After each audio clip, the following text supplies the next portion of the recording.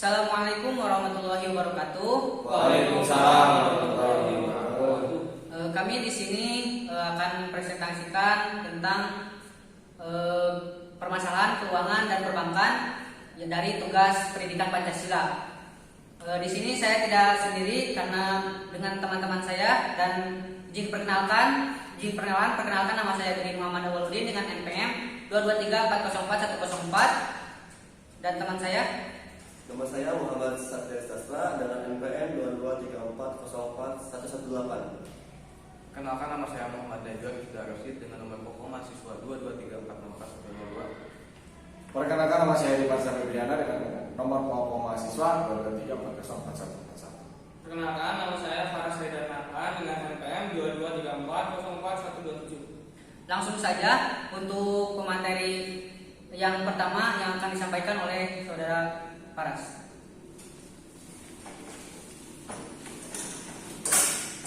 Yang pertama yaitu mengelola keuangan. Mengelola keuangan bisa jadi permasalahan setiap orang di seluruh dunia termasuk Indonesia. Namun tahukah Anda ada 3 permasalahan finansial yang perlu dibenahi agar masyarakat memiliki kondisi finansial yang fit atau financially fit. Berdasarkan survei Indeks Literasi Keuangan Otoritas Jasa Keuangan atau OJK, masyarakat Indonesia masih memiliki tingkat literasi keuangan yang rendah dengan indeks literasi 38,3% dari total populasi. Berikut 3 permasalahan keuangan yang kerap dialami setiap individu. Dan materi yang kedua akan dibawakan oleh teman saya, yaitu Najwa. Untuk yang pertama adalah pengetahuan. Pemahaman yang kurang terkait konsep dasar finansial menyebabkan banyak masyarakat mengambil keputusan finansial yang kurang tepat. Misalnya investasi yang mengikuti tren tanpa punya pemahaman dasar. Pemahaman kapan waktu yang tepat untuk mempersiapkan dana darurat.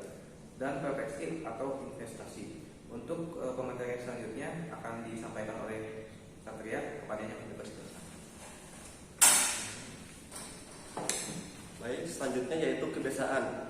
Yang pertama, kebiasaan manajemen finansial yang kurang tepat dan terbawa lifestyle kekinian. Misalnya tergoda dengan ajakan diskon, membeli barang yang tidak terlalu dibutuhkan dengan cara kredit.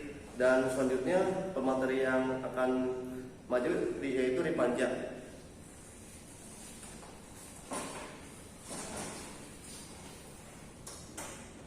Itu yang selanjutnya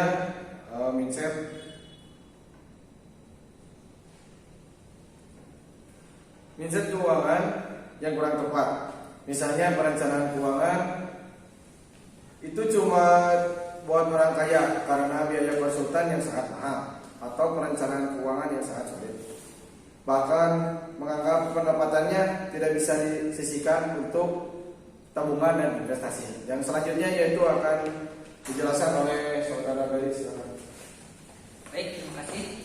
Untuk selanjutnya telah dijelaskan bagaimana tadi untuk mengelola keuangan dan juga bagaimana tadi permasalahan-permasalahan, ada 3 permasalahan dari mengelola keuangan. Yang pertama itu dari pengetahuan, ada dari kebiasaan dan juga mindset. Untuk mencapai tujuan tersebut terdapat permasalahan umum tentang finansial yang terlebih dahulu harus dibenahi. Salah satunya adalah mindset. Generasi yang mengejar ingin kaya, mengejar ingin sukses, namun sayangnya tidak diikuti dengan pengetahuan yang tepat tentang tujuan, tentang proses dan serta tahapan-tahapan yang harus dicapai. Yang jelas telah menyadari dengan membangun generasi finansial fit diperlukan langkah besar agar mereka mendapat mengambil keputusan keuangan yang tepat.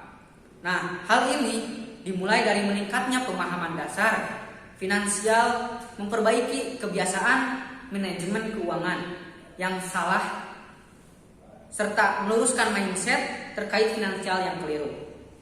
Sejalan dengan itu, OSI-BC NISP terus berinovasi menghadirkan solusi literasi keuangan yang dapat diterima baik oleh generasi Indonesia.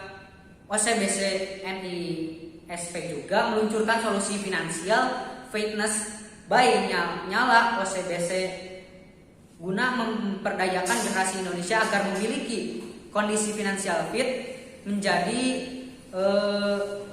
mindset dari getting rich menjadi getting fit. Karena menjadi kaya itu relatif atau tidak bisa diukur, sedangkan menjadi seorang memiliki kondisi finansial fit itu ada pengukurannya, mulai dari tabungan, dana darurat, proteksi, sampai dengan investasi.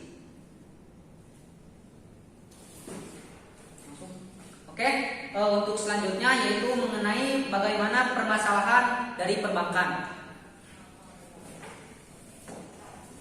Ya, permasalahan yang kedua yaitu permasalahan perbankan saat ini.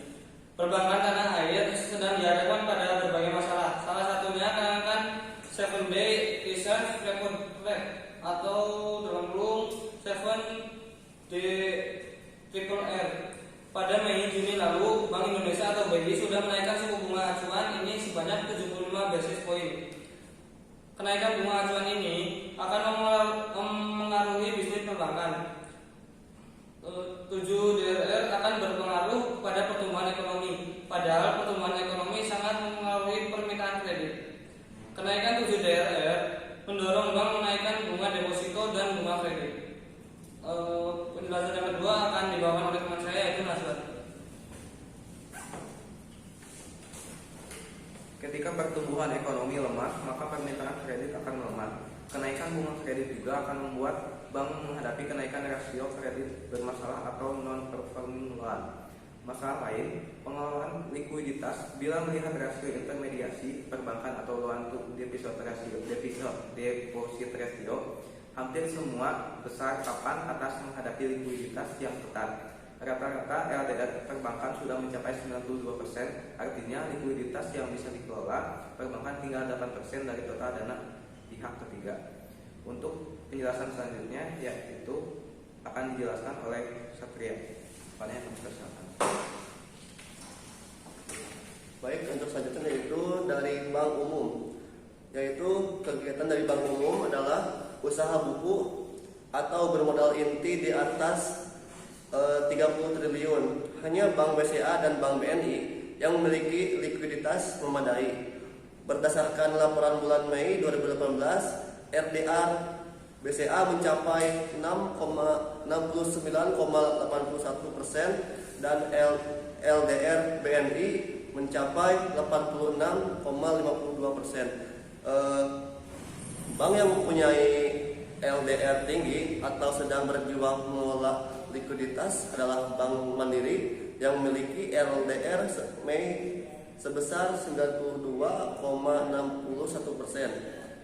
LDR Bank BRI yaitu 96,1% dan LDR Bank CMB Niaga yaitu 94,01% dan LDR Bank Danamon yaitu 96,41% dan LDR Bank Panin yaitu sebesar 98,84% dan LDR dari Bank BTN yaitu sebesar 104,1%. Selanjutnya yaitu pemateri yang akan maju yaitu Ripanja. Kepadanya kami persilakan. Baik, sebelum Gubernur Bank Indonesia Peri Warjio mengatakan bank tidak memiliki masalah pada likuiditas. Alasannya BI akan menaikkan suku bunga acuan yang membuat imbalnya hasil meningkat. Kenaikan suku bunga acuan akan membuat bunga deposito naik sehingga masyarakat mau mendapatkan dana di bank. Bank juga masih memiliki likuiditas yang disimpan di BI.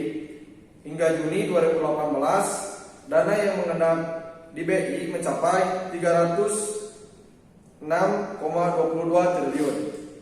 Dan yang selanjutnya yaitu akan dijelaskan oleh Beri. Silakan. Nah, baik, untuk selanjutnya tadi sudah dijelaskan bahwa dari rata-rata LDR perbankan sudah mencapai 92%, yang artinya likuiditas yang bisa dikelola perbankan tinggal 8% dari total dana pihak ketiga DPK.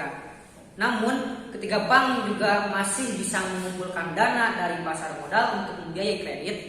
Namun saat ini bank harus menawarkan kupon yang tinggi karena 7 DR3 sudah naik 75 BPS.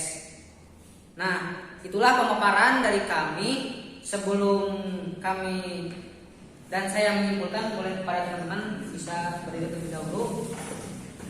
Nah, setelah tadi memaparkan bagaimana permasalahan perbankan, permasalahan keuangan yang dapat kami bisa tarik kesimpulan bahwa dalam mengelola keuangan kita harus bisa mengetahui bagaimana pengetahuan permasalahan keuangan, bagaimana kebiasaan keuangan, dan juga dari mindset pun harus dijaga, karena dari mindset kita bisa menjadi kaya dari getting rice menjadi getting fight, seperti itu. Nah, juga tadi telah dijelaskan bagaimana permasalahan perbankan, bahwa ada rata-rata LDR yang mencapai 92% dan bank juga mendapatkan likuiditas 8%, seperti itu.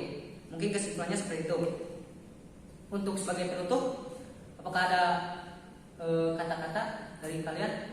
Cukup? Ya, mungkin cukup. Dari kami mohon maaf bila banyak kesalahan. Sekian, wabillahi taufiq wal hidayah. Wassalamualaikum warahmatullahi wabarakatuh.